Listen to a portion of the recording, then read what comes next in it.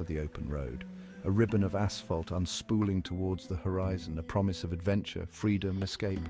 For many, a campervan embodies this romantic ideal, a cozy, mobile haven to explore the world at your own pace.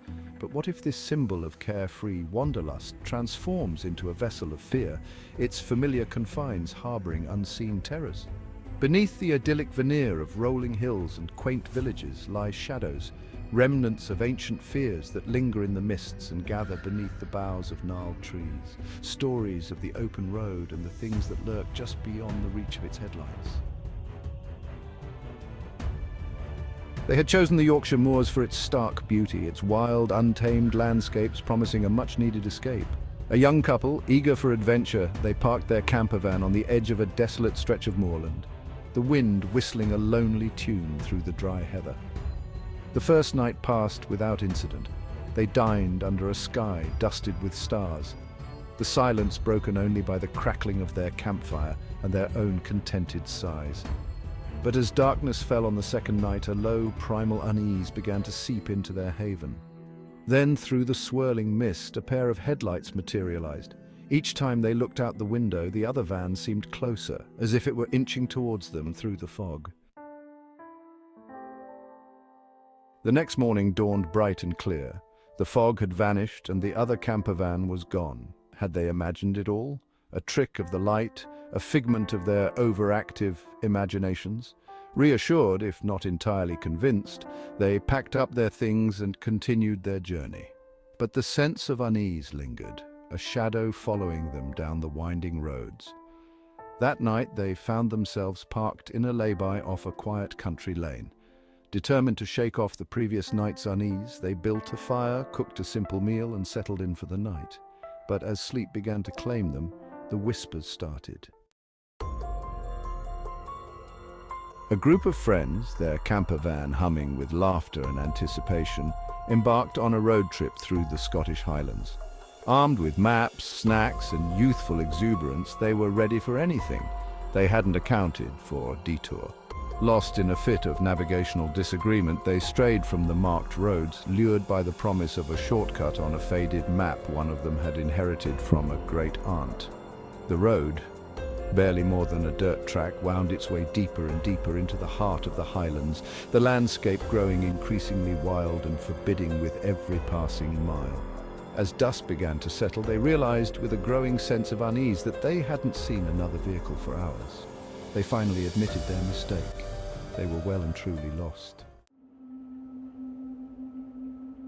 The rain was relentless, a curtain of water that obscured the road ahead and turned the world outside the van into a blurry watercolor. Sarah, her knuckles white on the steering wheel, peered into the gloom, her headlights cutting a meager swathe through the downpour. She was late, much later than she intended to be, and a prickle of unease ran down her spine. She should have stopped hours ago, found a place to park for the night, but the road ahead had beckoned, and she'd told herself that she'd feel safer once she reached the next town. A figure loomed out of the rain, a flash of white against the grey backdrop. A young woman, her face pale and drawn, her clothes plastered to her thin frame. Sarah, her heart twisting with a mixture of pity and apprehension, slowed to a stop. The woman didn't speak at first, just climbed into the passenger seat with a grateful sigh, her eyes downcast. "Thank you," she finally whispered, her voice hoarse. "You're a lifesaver. I've been walking for hours." As Sarah started the engine, she glanced at her passenger, taking in the matted hair, the mud-caked shoes. The old campsite was nestled in a secluded valley, hidden away from the main road and shrouded in an unsettling silence. The Williams family, lured by its isolation and the promise of a peaceful weekend getaway, ignored the faded "no trespassing" signs and set up camp. There was a palpable sense of unease that settled upon them as the sun began to set. The woods surrounding the campsite seemed to press in, the rustling leaves whispering secrets the wind wouldn't carry. Their young son Tommy swore he saw figures flitting between the trees, their eyes glowing in the gathering darkness. They dismissed his claims as childish imagination, but as darkness fell, a primal fear began to take root in their hearts. The road stretched out before her, an endless black ribbon winding its way through the desolate landscape. The only sounds were the hum of her engine and the rhythmic thud of her heart against her ribs. She was used to driving alone at night, her job often taking her down roads less traveled. But tonight something felt different. A prickle of unease ran down her spine, a feeling of being watched that intensified with every passing mile. She checked her rearview mirror, her breath catching in her throat. For a fleeting moment, she could have sworn she saw a figure reflected in the glass, a tall, shadowy form that seemed to be sitting in the back of her van. She blinked and it was gone. Just a trick of the light, she told herself, her voice trembling slightly in the confines of the van. But the feeling of unease remained, a knot of dread tightening in her stomach.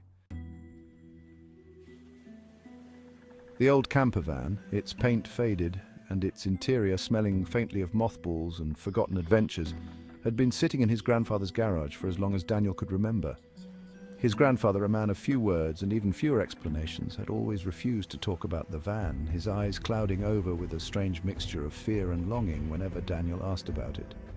So when his grandfather passed away, leaving the van to Daniel in his will, it felt like inheriting a secret. Daniel, eager to unravel the mystery surrounding the van and his grandfather's past, decided to restore it. As he stripped away layers of dust and grime, he uncovered faded travel stickers from places he'd only dreamed of visiting. Picturesque villages nestled in the Alps, sun-drenched beaches along the Mediterranean coast. But there were other stickers, ones that sent a chill down his spine. Stickers with strange symbols, faded and cryptic, that he couldn't decipher. He found a hidden compartment beneath the floorboards containing a leather-bound journal filled with his grandfather's scrawled handwriting. The last entry, dated July 13th, 1972, sent a shiver down Daniel's spine. The open road, with its promise of freedom and adventure, can be a seductive mistress. But as these stories have shown, the road can also lead to dark places, to hidden corners where ancient fears linger and shadows whisper. Perhaps it's the isolation, the feeling of being untethered from the familiar, that makes us vulnerable to the uncanny. Or perhaps it's the very nature of the open road itself, a liminal space where the veil between our world and something else grows thin. Whatever the reason, these stories serve as a chilling reminder that the open road is not always what it seems. The open road beckons, but beware its secrets.